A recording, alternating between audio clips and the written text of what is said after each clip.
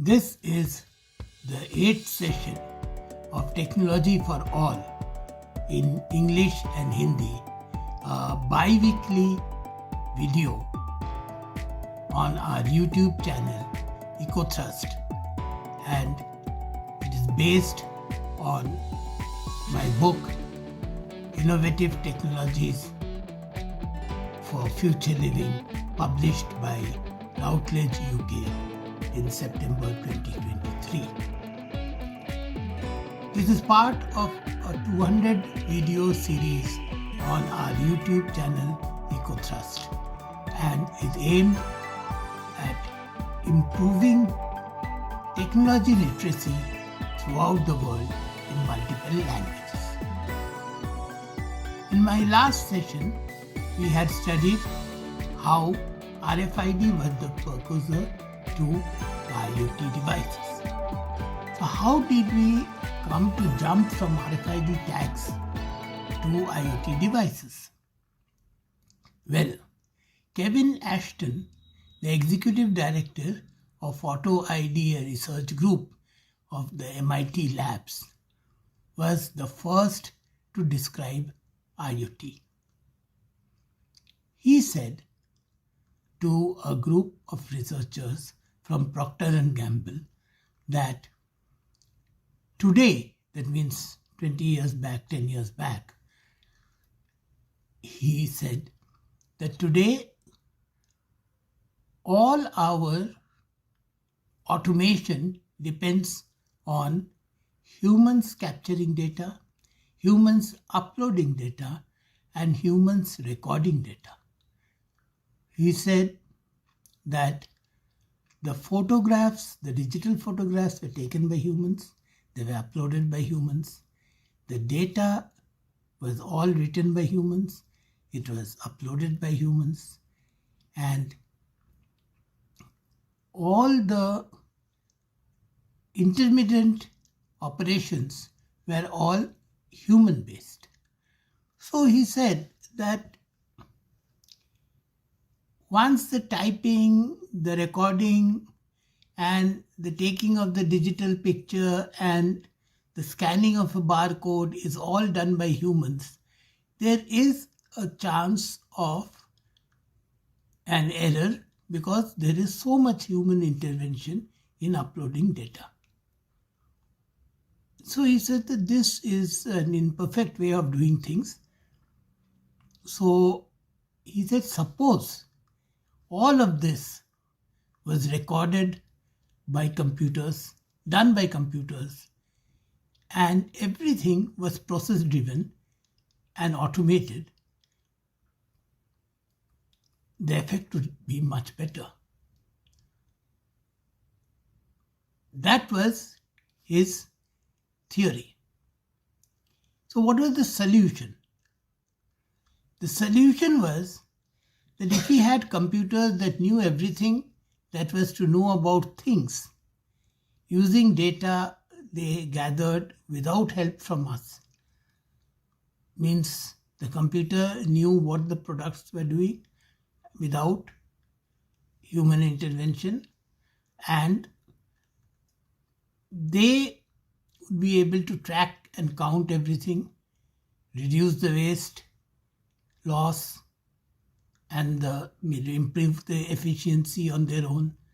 If all these things were computer driven without any human intervention, then we would know that when an item had to be replaced, when it had to be repaired, or when it had to be recalled, and whether all the items were fresh or past their date, or what was the problem with them. So he described or tried to describe an ecosystem where there was no human intervention and it was all computerized. But even Ashton made an error. He thought that this could be done by RFID tagging, because RFID tagging was all pervasive then. He thought that all these things could be done efficiently by RFID tagging. But later on it appeared that RFID tagging was an inefficient way to do it, and the more efficient way was to do it through an IoT device which comprised of a microprocessor, sensors, relays, and various other things. IoT device became the central point of connectivity, and along with it the microprocessors within, and that was the point where you could start, stop, activate, control, monitor all the functions required for producing the IoT ecosystem. Now, the Internet of Things and artificial intelligence both came hand in hand, and they became famous and infamous as soon as they arrived. This was because, again, of Hollywood storytelling and writing, inspired fictional writing by all our authors of the previous centuries. It became both exciting and frightening because, on one side, where its capabilities were projected endlessly, on another side, it was projected that they could eliminate the human race because artificial intelligence would and robotics would one day catch up and exceed the human capability. So, Hollywood always worked with the Silicon Valley in the sense that these movies inspired designers at Lockheed Martin, General Dynamics, Boeing, as well as Google and Facebook, Apple, and other software giants to create stories out of technology.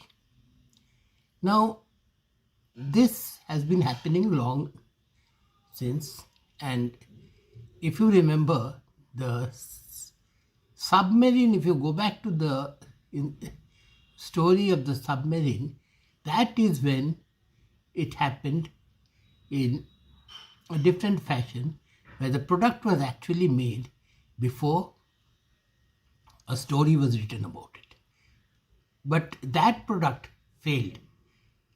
Robert Fulton, who made that product for the British Navy and the French Navy, was unable to sell it because it did not have the capabilities.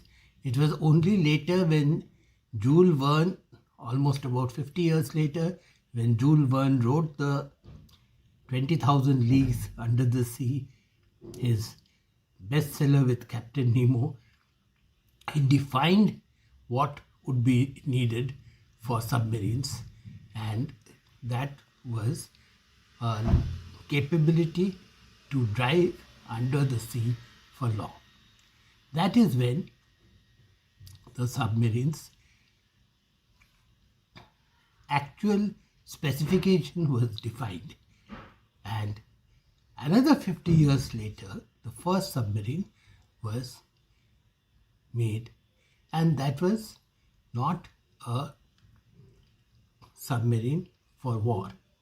We'll talk about it later in detail, but now we must talk to our Hindi viewers who are waiting for us. Bye bye. Thank you. का 8वां session में आप लोगों को स्वागत है। हम यहाँ पे आपको 2 हफ्ते में 2 वीडियो के द्वारा बताते हैं कि 10 टेक्नोलॉजी के बारे में जो टेक्नोलॉजी हमारे जीवन के अहम अंश बन गए हैं। और ये टेक्नोलॉजी के बारे में आप सुन सकते हैं, कोई टेक स्कूल जाए बगैर और कोई बड़े इंजीनियरिंग कॉलेज जाए बगैर, और आप समझ सकते हैं कि किन 10 टेक्नोलॉजी को आप अगले दशक में सबसे ज़्यादा आगे निकलते हुए और सबसे ज़्यादा प्रभावशाली पाएंगे, और आपको वो व्यवहार करना पड़ेगा। तो इसलिए आपके लिए जानना जरूरी है। 200 वीडियो के माध्यम से हम ये सारी कहानी आपको बता रहे हैं, और आप इसको फ्री में देख सकते हैं। अगर आप चाहते हैं तो आप सब्सक्राइब भी कर सकते हैं, रजिस्टर कर सकते हैं, हमारा सब्सक्रिप्शन पैकेज ले सकते हैं। तो उसमें आपको हमारे क्वेश्चन एंड आंसर्स मिलेंगे और क्विज़ मिलेगा और ट्रांसक्रिप्ट मिलेगा, पर उसके अलावा भी हम आपको ये फ्री वाला उपलब्ध कराए जाएंगे। पिछले सेशन में हमने आपको बताया था कि RFID टैग क्या होता है, और RFID टैग IoT के पहले आया था, और इस RFID टैग के द्वारा हम लोग एक प्रोडक्ट को या एक चीज़ को हम आइडेंटिफाई कर सकते थे और उस चीज़ को हम ट्रैक कर सकते थे। ये टैगिंग का मेथड था RFID का, और ये 3 प्रकार के RFID टैग होते थे। एक होता था जो कि शॉर्ट वेव टैग होता था, एक होता था हाई फ्रीक्वेंसी टैग, और तीसरा होता था अल्ट्रा हाई फ्रीक्वेंसी टैग। तो हमने देखा था क्या ये तीनों का उपयोग है पिछले सेशन में।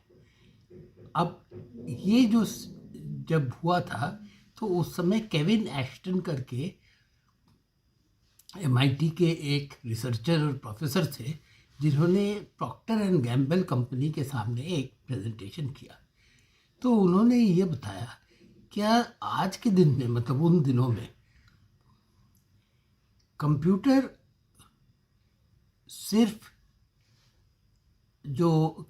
सिर्फ काम करता है, वो काम करता है जो कि आदमी या ह्यूमंस उनको फीड करता है। जैसे कि सारे डेटा ह्यूमंस रिकॉर्ड करते थे, सारे डेटा हम ही लोग अपलोड करते थे, फ़ोटो हम लोग खींचते थे, भले ही डिजिटल कैमरा से हो, फ़ोटो हम लोग खींचते थे, रिकॉर्डिंग हम करते थे। और इस कारण वो कह रहे थे कि ये सारी चीज़ों में गलती हो सकती है, क्योंकि ये हज़ारों टाइप के डेटा कलेक्शन करता है और इसमें आप कभी भी ह्यूमन एरर हो सकता है। तो उन्होंने कहा कि सबसे अच्छा चीज़ होता अगर कंप्यूटर ही पूरा टाइप करता, कंप्यूटर ही पूरा कंटेंट बनाता, कंप्यूटर ही पूरा फ़ोटो खींचता, और कंप्यूटर ही पूरा डेटा को इनपुट करता और रिकॉर्ड करता और बारकोड्स को स्कैन करता, और ये सारे चीज़ ये कंप्यूटराइज्ड हो जाते, जिसमें ह्यूमन का कोई हाथ नहीं होता। तो हमारे पास जो ह्यूमंस के पास समय की कमी है और हम इधर उधर, मतलब अटेंशन हमारा इधर उधर चला जाता है, ये सारी प्रॉब्लम्स कंप्यूटर का नहीं है। तो इसलिए ये बहुत अच्छा होता अगर ये सारे चीज़ कंप्यूटर एक्यूरेसी से कर सकते हैं। तो ये चीज़ को उन्होंने इंटरनेट ऑफ थिंग्स बोला, कि जहाँ पे इंटरनेट ऑटोमेटिकली थिंग्स के साथ जुड़ जाए। तो इसका सल्यूशन क्या था? इसका सल्यूशन ये था कि ये जो कंप्यूटर्स था, ये सारे डेटा कलेक्शन अपने आप करने का एक सिस्टम बनाया जाए, और यही सिस्टम जो ट्रैक करे और काउंट करे और ज़रूरत है तो वेस्ट रिड्यूस करे और कंट्रोल करे और मॉनिटर करे। तो ये जो इकोसिस्टम बनाया था, जिसमें हर चीज़ कब रिप्लेस होना है, कब रिपेयर होना है, कब उसे सर्विसिंग के लिए रिकॉल होना है, ये सारी चीज़ एक रिकॉर्डेड हो जो कंप्यूटर के माध्यम से, ऐसा इकोसिस्टम अगर बन जाए तो फिर ये सबसे बढ़िया होगा और यही आईओटी है। बट एस्टन ने एक चीज़ सोचा था कि ये सारी चीज़ वो RFID टैग से कर लेगा, तो वो एक गलती था। ये सारी चीज़ RFID टैग से नहीं हो पाता, क्योंकि RFID टैग में सारे उपकरण नहीं थे उसको करने के लिए। तो इंटरनेट ऑफ थिंग्स जब आया तो उसके अंदर IoT डिवाइस आया जिसके अंदर माइक्रो प्रोसेसर था, सेंसर्स थे, रिलेज थे, रिकॉर्डर्स थे, स्विचेस थे, तो वो सारे काम एक साथ कर सकते थे। तो इसलिए IoT डिवाइस आया और RFID टैग्स अभी भी यूज़ होते हैं हर जगह, पर इसलिए ये यूज़ होते हैं कि वो डेटा कलेक्शन ऑटोमेटिक करके IoT डिवाइसेस में काम करें। तो IoT डिवाइसेस अलग ही एक अपना स्थान बना लिया है।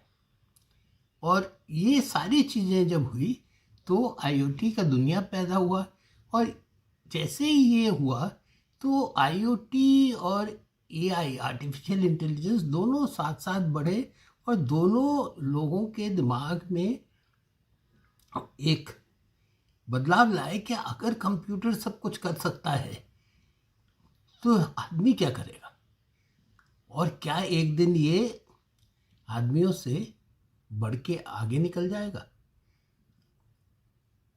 क्या यही हमें एक दिन शासन करेंगे? तो इस टाइप की बहुत सारी कहानियाँ लिखे गए थे और हॉलीवुड ने कई फिल्म बनाया गया था। तो इससे हम लोग प्रभावित होके, जैसे एक साइड में हमें हर्ष हुआ, दूसरे साइड में हमें भय भी हुआ, क्या क्या हो सकता है। पर इस टाइप के इमेजिनेशन के बहुत सारे फिल्म्स बने। तो ये जितना इमेजिनेशन के फिल्म्स बनते हैं वैसे ही उसके अंदर जो प्रोडक्ट्स इस्तेमाल होते हैं वो अल्टीमेटली जाके आज के दिन में रियल लाइफ में प्रोडक्ट्स बन जाते हैं। पर ये उस समय इस टाइप का हमेशा नहीं था। जब सबमरीन सबसे पहला बना था तो रॉबर्ट फुल्टन ने एक सबमरीन बनाया था, और वो सबमरीन चला नहीं था। ब्रिटिश नेवी और फ्रेंच नेवी ने एक्सेप्ट नहीं किया था, क्योंकि वो सबमरीन ऊपर नीचे जा सकता था पर बहुत लंबा दूरी नहीं तय कर सकता था समुद्र के नीचे।